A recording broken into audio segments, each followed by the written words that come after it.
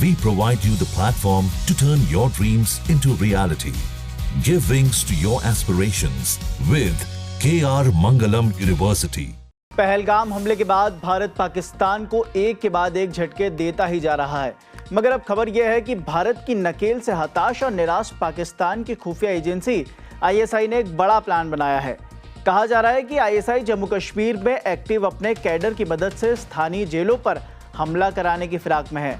खुफिया एजेंसियों द्वारा इस आशय के जारी रिपोर्ट के अलर्ट के बाद पूरे प्रदेश में सभी जेलों की सुरक्षा व्यवस्था बढ़ा दी गई है। जम्मू कश्मीर में 2 सेंट्रल जेल और 14 जिला उप जिला जेल है, जिसमें मौजूदा समय में लगभग 5300 लोगों को बंदी बनाकर रखा गया है। इनमें से लगभग 1300 आतंकी गतिविधियों से संबंधित मामलों में कैदी हैं। इस लिहाज से सुरक्षा बल पूरी तरह से मुस्तैद हैं।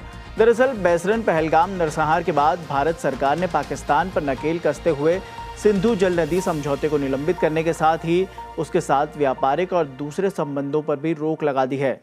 भारत में आए सभी पाकिस्तानी नागरिकों का वीज़ा रद्द कर दिया गया है। इसके साथ ही कश्मीर में एक्टिव आतंकियों और उनके समर्थकों के तंत्र को जड़ से मिटाने के लिए अभियान भी अब तेज कर दिया गया है। चिनाब का जल प्रवाह रोके जाने से पाकिस्तान में हाहाकार मचा हुआ है। इससे पाकिस्तान पूरी तरह से हताश हो चुका है और उसकी खुफिया एजेंसी जम्मू कश्मीर में किसी बड़े हमले का षड्यंत्र रच रही है।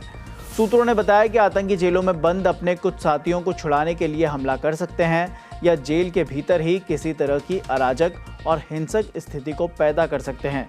इसके मद्देनजर सभी जेलों की सुरक्षा बढ़ाई गई है।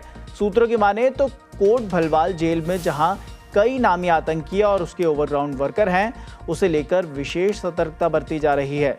इसी जेल में लश्कर-ए-तैयबा के वो 2 ओवरग्राउंड वर्कर भी हैं जिनसे ANI ने बैसरन पहलगाम हमले के सिलसिले में पूछताछ की है।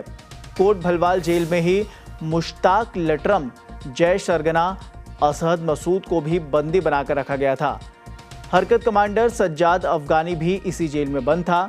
जैश के एक आत्मघाती दस्ते ने इसी जेल पर हमले का प्रयास किया था। इसके अलावा साल 2006 में इसी जेल के भीतर कैद आतंकियों ने हंगामा करते हुए जेल के भीतर कब्जा कर लिया था।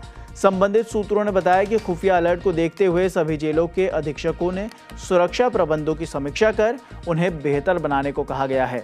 इसके अलावा CRPF और CISF के जवानों को भी जेल की सुरक्षा में आवश्यकता अनुसार लगाया गया है।